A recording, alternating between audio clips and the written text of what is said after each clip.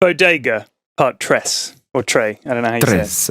Bodega peered once more through the quadnoculars. 5 hours he'd been watching the Pulsar Sex Pit, and the only thing suspicious was that he couldn't find anything wrong. This wasn't right. The pit was a legendary hangout for every lad, slinger, and roid runner in the galaxy.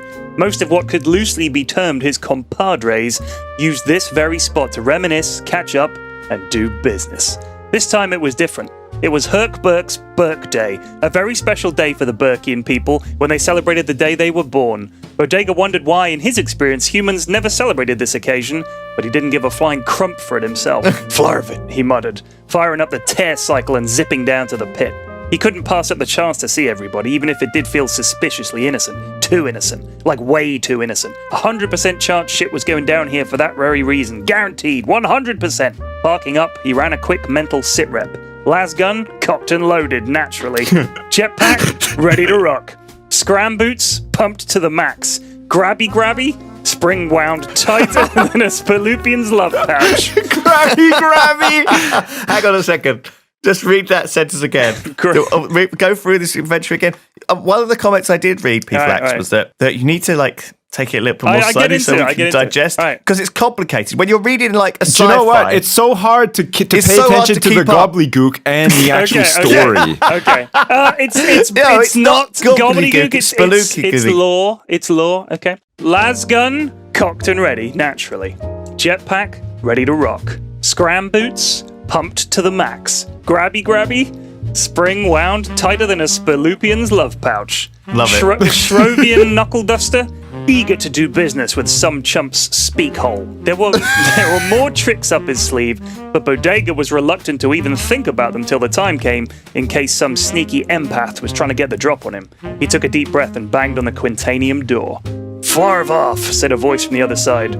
Bodega, said Bodega. A moment passed, then the door sprang open. Bodega, said Bodega. It sounds like the guy in Star Wars, the guy that works at Jabba's palace. Yes. Bodega. The one and no anchor. Yeah. And a gigantic Vikarg was in the frame, grinning like a woodle hound.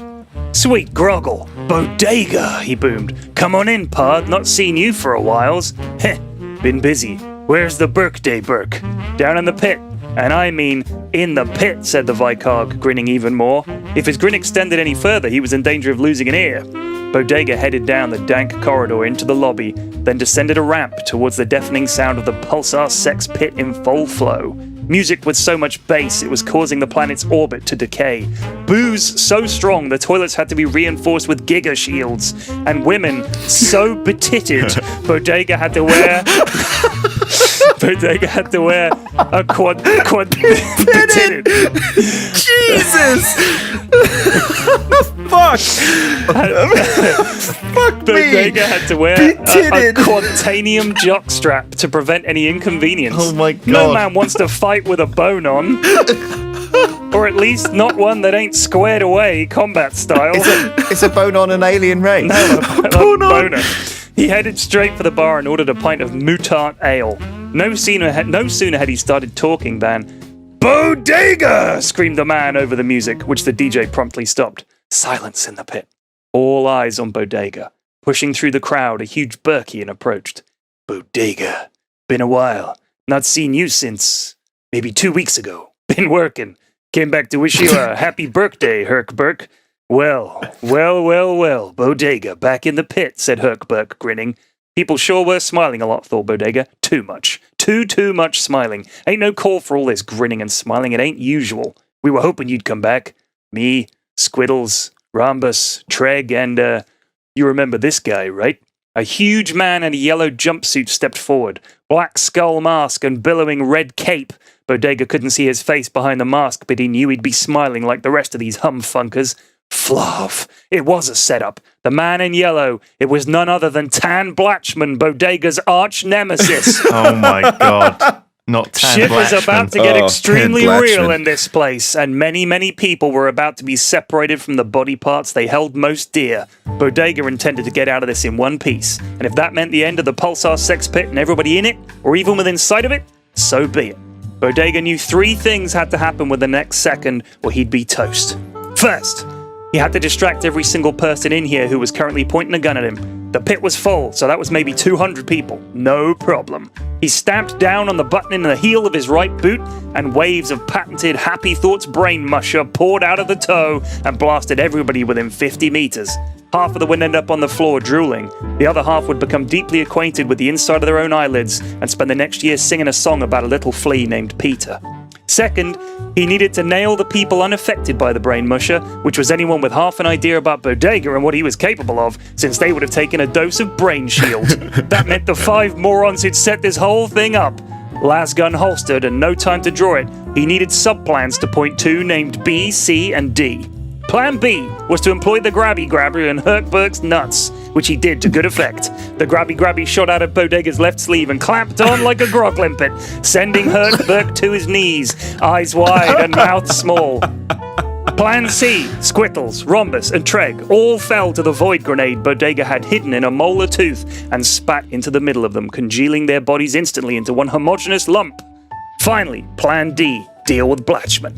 No doubt he'd got something disgusting up his sleeve, that cape-wearing, jumpsuit-adorned pendejo shitbird. Bodega figured one thing he wasn't ready for was an old-fashioned punch in the kisser. Scram boots propelling him across the room, he connected with Blatchman's jaw with all the fury of a man invited to a birthday party only to be betrayed. Wait, was the Grabby Grab still attached? No, it just shoots out. Okay. And thirdly, the entire bar on its ass, one way or another, Bodega did the decent thing and left. Las gun out, he seared a hole in the ceiling and jetpacked gracefully to a height of 200 meters before hovering, setting wide-angle beam on the las gun and raising the entire place and everyone in it to the ground. Farv, he said, pausing for a heartbeat. My tear cycle was parked there. The end. Oh my god. Shit, so he killed everyone, but he wrecked his bike. Yeah, forgot about his bike. Oh, that was a fantastic. Shit. See, the Grabby Grab, I assumed that it was like attached to something. His balls. You don't want to be left there with a Grabby Grab. No, but I thought it was like one of those, those like kid robot arm things with the trigger that like makes it pinch sort of thing, but it was like attached to his pants or something. I'm pretty sure that he could, if needed, fire it out with like a line attached if he actually had to pull something to him. Oh, right, and then the line just breaks off, sort of thing. But he can. Yeah. I mean, it's Bodega. He's got a million tricks up his sleeve. One of them is true, yeah. the deployable Grabby Grabby that just clamps onto some guy's nuts. It's pretty nice. It was a magnificent tale.